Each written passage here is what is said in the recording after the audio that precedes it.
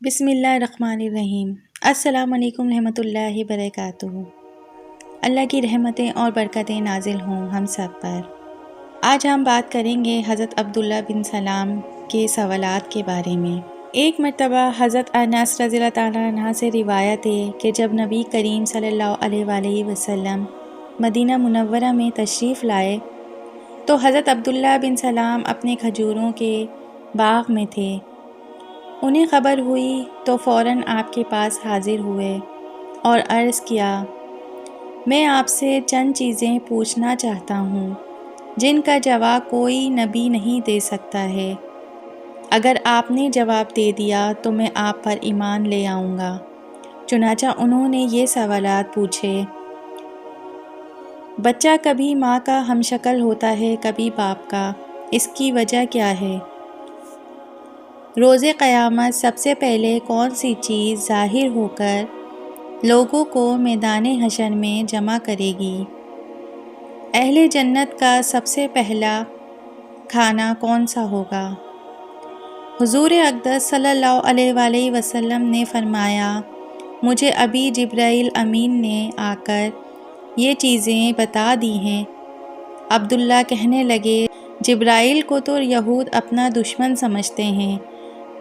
پھر آپ نے یہ جوابات دیے، اگر مرد کا نطفہ رحم مادر میں پہلے چلا جائے تو شباہت کا کرہ باپ لے جاتا ہے، اور اگر عورت کا نطفہ مرد سے پہلے رحم میں اتر جائے تو بچہ ماں کی ہم شکل بن جاتا ہے۔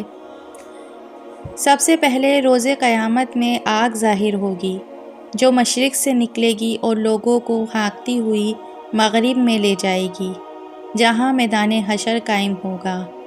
اہل جنت سب سے پہلے بیل کا سر اور مچھلی کا جگر کھائیں گے۔ عبداللہ عرض کرنے لگے، یا رسول اللہ صلی اللہ علیہ وآلہ وسلم، یہود بڑی بہتان طراز قوم ہے۔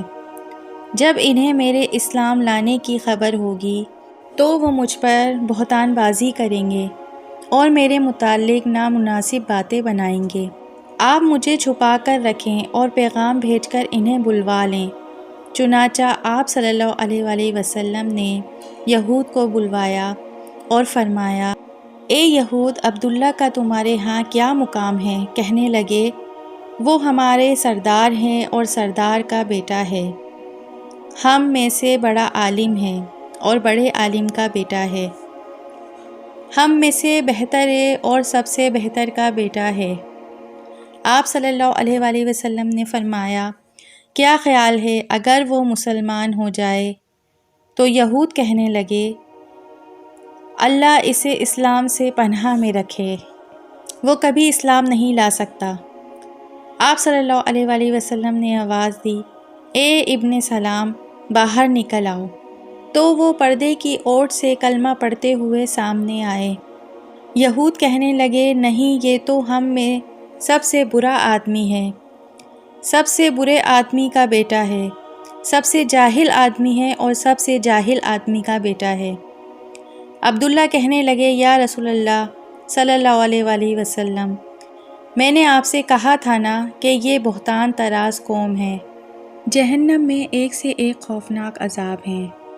وہ بندہ بھی کتنا عجیب ہے جو یہ جانتا ہے کہ دوزخ سخت ترین عذاب کا مقام ہے، پھر بھی گناہوں کا ارتکاب کرتا ہے۔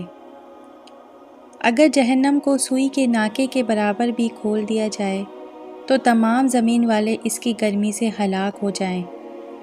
اہل جہنم کو جو مشروب پینے کے لیے دیا جائے گا وہ اس قدر خطرناک ہے کہ اگر اس کا ایک باؤل دنیا میں بہا دیا جائے تو دنیا کی تمام کھیتیاں برباد ہو جائیں، نہ کبھی اناج اگے اور نہ پھل۔ جہنم کے سانپ اور بچھو بے حد خوفناک ہیں۔ حدیث شریف میں ہے کہ جہنم میں اجمی اونٹوں کی گردن کی مثل بڑے بڑے سانپ ہوں گے جو دوزخیوں کو ڈستے ہوں گے اور ایسے زہریلے ہوں گے کہ اگر ایک مرتبہ کاٹ لیں تو 40 سال تک ان کے زہر کی تکلیف نہیں جائے گی، اور لگام لگائے ہوئے خچروں کے برابر بڑے بڑے بچھو جہنمیوں کو ڈنگ مارتے رہیں گے کہ ایک بار ڈنگ مارنے کی تکلیف 40 سال تک باقی رہے گی۔ ترمذی کی روایت میں ہے کہ جہنم میں سعود نامی ایک آگ کا ایک پہاڑ ہے جس کی بلندی 70 برس کی راہ ہے۔ کافروں کو اس پر چڑھایا جائے گا، 70 برس میں وہ اس کی بلندی پر پہنچیں گے، پھر اوپر سے انہیں گرایا جائے گا تو 70 برس میں وہ نیچے پہنچیں گے، اسی طرح ان کو عذاب دیا جاتا رہے گا۔ جہنم کے ایسے ایسے خوفناک عذاب کا تذکرہ سننے کے باوجود بھی گناہوں سے باز نہ آئے، اس پر واقعی تعجب ہے۔ آخر انسان کو اس دنیا نے کیا دے دینا ہے جو اس کی رنگینیوں میں گم اور اس کی لوٹ مار میں مصروف ہے۔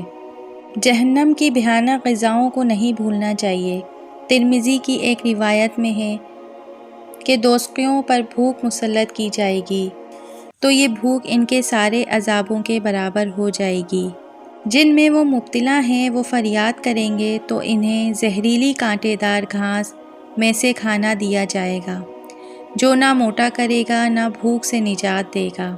پھر وہ کھانا مانگیں گے تو انہیں پھندا لگنے والا کھانا دیا جائے گا تو انہیں یاد آئے گا کہ دنیا میں جب پھندا لگتا تھا تو پانی سے نکلتے تھے، چنانچہ وہ پانی مانگیں گے تو ان کو لوہے کے زنبور سنسنی سے کھولتا ہوا پانی دیا جائے گا۔ جب وہ ان کے منہ کے قریب ہوگا تو ان کے منہ کو بھون دے گا، پھر جب ان کے پیٹ میں داخل ہوگا تو ان کے پیٹوں کی ہر چیز کاٹ دے گا۔ ایک اور حدیث میں ہے کہ زقوم یعنی تھوہر جو کہ دوزخیوں کو کھلایا جائے گا، ایک قطرہ اگر زمین پر ٹپک جائے تو دنیا والوں کے کھانے پینے کی تمام چیزوں کو تلخ اور بدبودار بنا کر رکھ دے، چیزوں کو تلخ اور بدبودار بنا کر خراب کر دے۔ جہنم میں ایسا ہولناک عذاب ہونے کے باوجود آخر انسان گناہوں پر اتنا دلیر کیوں رہتا ہے؟ اللہ عزوجل کی رحمت سے مایوس کبھی نہیں ہونا چاہیے اور اس کے قہر و غضب سے بے خوف بھی نہیں رہنا چاہیے۔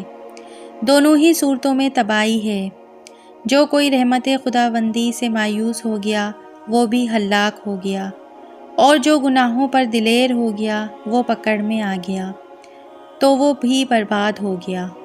بہرحال حال غیرت و مروت کا تقاضا بھی یہی ہے۔ جس پروردگار نے محض اپنے فضل و کرم سے ہمیں بے شمار نعمتیں عطا کی ہیں، اس کی اطاعت اور فرمانبرداری کی جائے اور اس کے محبوب دانا کے دامن کرم سے ہر دم وابستہ رہتے ہوئے ان کی سنتوں کو اپنایا جائے کہ اسی میں ہمارے لیے دنیا اور آخرت کی بھلائی ہے۔ حضور اکرم صلی اللہ علیہ وسلم کا فرمان ہے، جس نے میری سنت سے محبت کی اس نے مجھ سے محبت کی، اور جس نے مجھ سے محبت کی وہ جنت میں میرے ساتھ ہوگا۔ اگر آپ کو میری ویڈیوز اچھی لگتی ہیں تو پلیز لائک، شیئر اور سبسکرائب کیجیے۔ شیئر زیادہ سے زیادہ کیجیے تاکہ معلومات دوسروں تک بھی پہنچ سکے۔ ملتے ہیں کسی ایسے ہی اچھی ویڈیو کے ساتھ۔ اللہ حافظ۔